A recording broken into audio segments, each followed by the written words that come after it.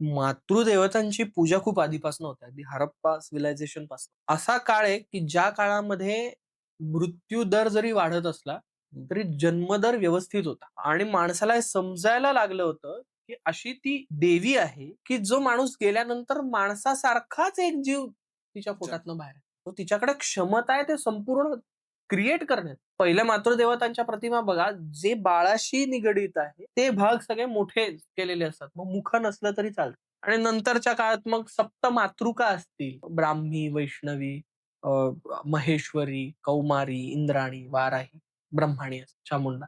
ह्या सगळ्या सप्त मातृका असतात. त्यानंतर साती आसरा पण आहे ना आपल्याकडे, त्यांची बरोबर. पूजा आपण हो. करतो नदीकाठीच्या त्या आसरा म्हणजे मिरिगा वगैरे. अप्सरा. अप्सरांचं प्राकृत वर्जन आसरा होतं. तर त्या रक्षा करतात ना तुमची. मग पैठणला मी गेलो होतो. तिथं ते साती आसरांचा पट्टा होता. त्याला विचारलं काय? तर त्याने त्याच्याबरोबरची कथा सांगितली. मला त्यांनी वाचवलंय म्हणे साती. आजोबा सांगत होते.